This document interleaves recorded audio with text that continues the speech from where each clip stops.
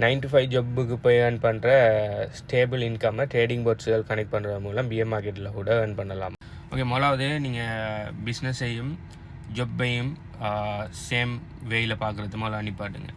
Okay, ஜப்பில் certain advantages and disadvantages இருக்குது. அதே மாதிரி பிஸ்னஸ்லேயும் சர்டன் அட்வான்டேஜஸ் அண்ட் டிஸ்அட்வான்டேஜஸ் இருக்குது. இப்போ ஜப்பில் பார்த்தீங்கன்னு சொன்னால் ரிஸ்க் கடும் குறைய நீங்கள் போய் இருந்து வருவீங்கன்னு சொன்னால் சொன்ன டாஸ்கில் செஞ்சு விட்டு வருவீங்கன்னு சொன்னால் சரியா 30 நாளோ அப்படி ஒரு 15 நாளைக்கு இருக்கா உங்களுக்கு சேலரி வந்துடும். நீங்கள் எந்த விதமான ரிஸ்க்கும் இருக்க தேவையில்ல, ரிஸ்க் குறைவு.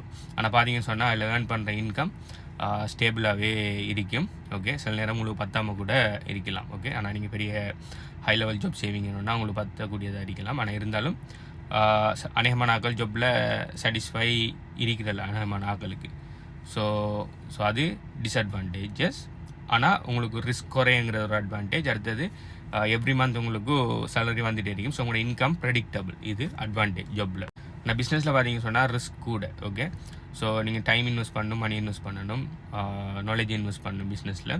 நீங்கள் இன்வெஸ்ட் பண்ணுறதுக்கெல்லாம் உடனே உங்களுக்கு பெனிஃபிட்ஸ் கிடைச்சிருமாண்டா இல்லை. ஓகே, சில நேரம் நீங்கள் போட்ட எஃபர்ட் எல்லாமே வீணாக போகிறது கூட சான்ஸ் இருக்குது. ஓகே, ஸோ இது பார்த்தீங்கன்னு சொன்னால் டிஸ்அட்வான்டேஜ். அட்வான்டேஜஸ் பார்த்தீங்கன்னு சொன்னால் அது எல்லாமே சக்ஸஸ் ஆகணும்னா நாளைக்கு ஒரு ஜாப் செய்கிற ஆள்ற 10 மடங்கு 100 மடங்கு ஏர்னிங்கை நீங்கள் எடுக்கலாம். ஓகே, நீங்கள் உங்களோட பிஸ்னஸ் சக்ஸஸ் ஆகணும்னா. ஆனால் பார்த்தீங்கன்னா பிஸ்னஸ் சக்ஸஸ் ரேட் பார்த்தீங்கன்னு சொன்னால் ஒரு வருஷத்தில் 5%, 5 வருஷத்தில் 1%. அதாவது 100 பிஸ்னஸ் ஸ்டார்ட் ஆகுதுன்னா 5 பிஸ்னஸ் தான் ஒரு வருஷத்தை தாண்டி சக்ஸஸ் ஆகும். அந்த 5 பிஸ்னஸ்லேயும் 5 வருஷத்தை தாண்டி சக்ஸஸ் ஆக போகிறது ஒரு பிஸ்னஸ் ஆகும். ஸோ பிஸ்னஸில் சக்ஸஸ் ரேட் கடும் குறைய, ஆனால் அதோட பெனிஃபிட் பார்த்தீங்கன்னு சொன்னால் ரிஸ்க் கடும் கூடங்கிறதால இது பெனிஃபிட் பார்த்தீங்கன்னு சொன்னால் பயங்கர கூட. Okay, so certain advantages and disadvantages இருக்குது. இப்போ ட்ரேடிங் பார்த்தீங்கன்னு சொன்னால் ஒரு பிஸ்னஸ் ஒன்று தான் சரியான. இப்போ புல் மார்க்கெட்டில் பார்த்தீங்கன்னு சொன்னால் பயங்கரமாக கூடுதலாக ப்ராஃபிட் வரும். பிஎம் மார்க்கெட்டில் பார்த்தீங்கன்னு சொன்னால் ஆப்வியஸ்லி ப்ராஃபிட் குறையத்தான் வரும். சில நேரம் மார்க்கெட் நல்லா இறங்கிட்டே போகணுன்னா உங்களுக்கு போதிய அளவான பேக்கப்புக்கு நீங்கள் ப்ராப்பராக ஸ்டாப்லஸ் போடலை, இல்லாட்டி ப்ராப்பராக டிசிஏ பண்ணதுக்குரிய ஃபண்டுகள் இல்லைன்னா பட் ஸ்டாப் ஆகிடும். ஸோ உங்களுக்கு இன்கம் வராது. எல்லாமே நீங்கள் எந்த அளவுக்கு ரிஸ்க் எடுக்கீங்க, நீங்கள் எந்த அளவுக்கு கேபிட்டல் வச்சுட்டீங்க, நீங்கள் எந்த காயினில் ட்ரேட் பண்ணுறீங்க, மார்க்கெட் எந்த அளவுக்கு உங்களுக்கு ஃபேவரபுளாக இருக்குங்கிறத பொறுத்து இருக்குது. ஓகே, ஸோ இப்போ நாளைக்கு இப்போ பிஎம் மார்க்கெட்டில் ப்ராஃபிட் வரலன்னு சொல்லி கவலைப்படுற யாருமே புல் மார்க்கெட்டில் கூடிய ப்ராஃபிட் வருது, எனக்கு கூடுதலாக ப்ராஃபிட் வேணாம், எனக்கு கொஞ்சம் ப்ராஃபிட் வரணும், மிச்சத்தை நீங்களே வச்சுக்கோங்கன்னு சொல்லுவீங்களா? யாரும் எனக்கு என்ன தெரியும் அப்படி யாரும் சொல்கிற மாதிரி. மனிதன் நன்றி எடுத்தவன் தானே. ஸோ உங்களுக்கு கூடுதலாக ப்ராஃபிட் வரக்குள்ளே சந்தோஷப்பட தெரிஞ்ச நம்மளுக்கு அந்த ப்ராஃபிட் இன்னொரு கட்டத்தில் அது குறையக்குள்ளே அதை ஏற்றுக்கொள்கிற மனப்பான்மை இல்லை.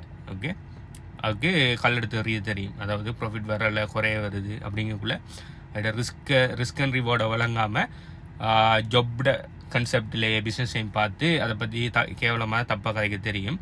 அதுக்கப்புறம் நாளைக்கு புல் மார்க்கெட் வந்து எல்லாமே நல்லா போகக்குள்ள இது ஏற்கனவே கல்லெடுத்து எறிஞ்ச விஷயங்களை பாராட்டி கதைக்க தெரியும் நம்மளுக்கு. அதுதான் மனிதன் நன்றியற்றதனம். ஸோ 95 ஜாப் மாதிரி உங்களுக்கு இன்கம் ஸ்டேபிள் இல்லை சரியான. ஸ்டேபிளாக இருக்கவே மாட்டிக்கு 100% ஷுவர். ஓகே, ஆனால் புல் மார்க்கெட்டில் நீங்கள் 95ல் ஏர்ன் பண்ணுற இதை விட கூடுதலாக ஏர்ன் பண்ணலாம். பிஎம் மார்க்கெட்டில் குறைய ஏர்ன் பண்ணலாம். சரி, நீங்கள் ஏர்ன் பண்ணாமல் கூட போகலாம். எல்லாமே டிபெண்ட்ஸ் ஆன் நிறைய விஷயம். நீங்கள் செலக்ட் பண்ணுற ட்ரேடிங் போர்ட், நீங்கள் செலக்ட் பண்ணுற காயின், சரி, மார்க்கெட் கண்டிஷன், நீங்கள் புல் மார்க்கெட்டில் இருக்கீங்களா, பிஎம் மார்க்கெட்டில் இருக்கீங்களா, சைட்வேஸ் மார்க்கெட்டில் இருக்கீங்களா. ஓகே, நிறைய. அடுத்தது நீங்கள் என்ன ரிஸ்க் மேனேஜ்மெண்ட் வச்சுருக்கீங்க, ஸ்டாப்லாஸ் வச்சுருக்கீங்களா, டிசிஏ வச்சிங்களா, டிசிஏ பண்ணுறோன்னா உங்களோட போதுமான அளவு ஃபண்ட் இருக்குதா, க்ரீடில் என்னென்ன தேவையில்ல விஷயம் செய்றீங்களாங்கிற நிறைய விஷயத்தில் இங்கே இருக்குது. இன்னொரு முக்கியமான விஷயம் என்னென்னா, இப்போ நாங்கள் எங்கள் ஹெச்பி கன்சல்டன்சியில் பொட் கனெக்ட் பண்ணி கொடுக்கல ஒரு பர்டிகுலர் காயினுக்கு, ஒரு பர்டிகுலர் பொட்டுக்கு ஒரு காயினுக்கு $500 தேவை. $500 இருந்தால் தான் ஒரு காயின் கனெக்ட் பண்ணலாம்னா சரின்னு சொல்லி போனால் $500 வந்துடுவாங்க. இப்போ மார்க்கெட் நார்மலாக சைட் வேஸில் இருக்கக்குள்ள புல் மார்க்கெட்டில் இருக்கக்குள்ள ஈவன் தோ அவங்கள்ட்ட $500 கேபிட்டல் இருந்தாலும் $500 கேபிட்டல் எடுத்து வைக்கிறாங்கன்னா டிசிஏ பண்ணி ப்ராப்பராக ட்ரேட் பண்ணுறதுக்கு எந்த மார்க்கெட் கண்டிஷன்லேயும் தான் கொடுக்குறேன்.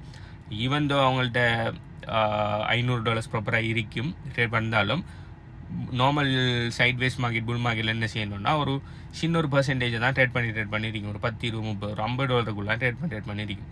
இது அவங்களுக்கு இருக்கலாம். ஓகே, க்ரீடு வந்துடும். என்னது $500 இருக்குது, இது $50 தான் ட்ரேட் பண்ணுது, சும்மா இருக்குது அணியான மாதிரி $450. அவங்களுக்கு அந்த இதை என்ன ஃப்யூச்சரை பற்றி யோசிக்கிறதுக்கு இது இல்லை, ஐடியா இல்லை. எங்களுக்கு ஆளாஞ்சேரி நான் இந்த $500 2 காயின் கனெக்ட் பண்ண சொல்லுவாங்க. எவ்வளோன்னு சொல்லி பார்ப்போம். இல்லை, நாளைக்கு இதில் ஏதாவது பிரச்சனை வந்தீங்கன்னா எங்கள்கிட்ட காய்க்க வரப்படானே, ஓகே உங்கள்கிட்ட காய்க்க வர மாட்டேன்னு சொல்லி போட்டு நினைஞ்சிருவாங்க. 2 காயின் கனெக்ட் பண்ணுவாங்க. சரி, 2 காயின் கனெக்ட் பண்ணாலும் ஸ்டில் $100 தான் ட்ரேட் பண்ணுறோம். 2 காயின் சேர்ந்து மிச்சம் $400 சும்மா இருக்கும். இல்லை நான் 3 காயின் கனெக்ட் பண்ண போகிறேன், 4 காயின் கனெக்ட் பண்ண போகிறேன். கிட்டத்தட்ட அப்புறம் அப்படி எங்கிட்ட சத்தம் போடாமல் ஒன்றுமே செய்யாமல் ஒரு 15-20 காயினை கனெக்ட் பண்ணிடுவாங்க. இதுக்கு ஜஸ்ட் $500.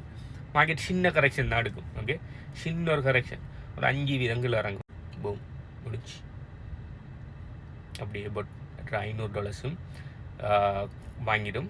ஓகே, அதுவும் மேலே டொப்பில் வாங்கிடும். எல்லாம் கீழே வந்ததுக்கு நல்ல ப்ரைஸில் கொயின் அக்யூமுலேட் பண்ணுறதுக்கு கொயின் இருக்காது. அதுக்கு பிறகு தலையில் கையை வச்சுக்கிட்டு ஐயோ இப்போ நான் என்ன இப்படி நடந்துட்டு பொட்டு நின்றுட்டு என்ன பொட்டு இது பொட்டு நல்ல இல்லை. ஏன்டா அவங்களோட மிஸ்டேக்கை மனிதண்ட புத்திரிக்கு எப்படின்னா தண்ட மிஸ்டேக்கை ஒரு காலமும் ஒருத்தனை ஒத்துக்க மாட்டான். அது யாராக இருந்தாலும் சரி சரியான தான் என்னில் தான் மிஸ்டேக்னு சொல்லி ஒருத்தனும் வந்து வெளியேற வர மாட்டான். அவன்கிட்ட பாயிண்ட் ஆஃப் வியூக்கு அடுத்த வந்தால் மிஸ்டேக். இப்போ 2 சண்டை பிடிக்காணுன்னா ஒருவன்ட்ட கேட்டால் அவன் மிஸ்டேக்னு சொல்லுவான், மற்றவன்ட்ட கேட்டால் இவன் தான் மிஸ்டேக்னு சொல்லுவான். ஓகே, அவனவன் இது எடுக்க தெரியாதானே. ஸோ இப்போ அவரது எல்லாமே இது பொட்டெல்லாம் நின்ற ப்ராஃபிட் வராட்டி நாளைக்கு பொட் பிரச்சனை. பொட் ஒன்று நான் கனெக்ட் பண்ணினேன், அந்த பொட் குப்பை பொட், அந்த பொட்டெல்லாம் என்ன ட்ரேட் பண்ணல, அந்த பொட்டில் கனெக்ட் பண்ணி நான் லொஸ்ட் ஆகிட்டேன். எங்கே லொஸ்ட் ஆகிடுவாங்க, அந்த பொட் ஸ்டில் ரன் பண்ணிகிட்ருக்கேன். பொட் நீங்கள் கொடுத்த இருந்த அமௌண்ட்டுக்கு அக்யூமுலேட் பண்ணி $1 cost average பண்ணி ஒரு குறிப்பிட்ட கொண்டு வந்துருக்கீங்க. நாளைக்கு அந்த இடத்துல இருந்து மேலே போகல பொட் விற்கும். பொட் லெவரேஜ் நேம் இல்லை, நீங்கள் செலக்ட் பண்ண ஃபைனில் பிரச்சனை ஒன்றும் இல்லை. பிரச்சனை இல்லைன்னா உங்களில் அதை நீங்கள் ஒத்துக்கொள்ள மாட்டீங்க.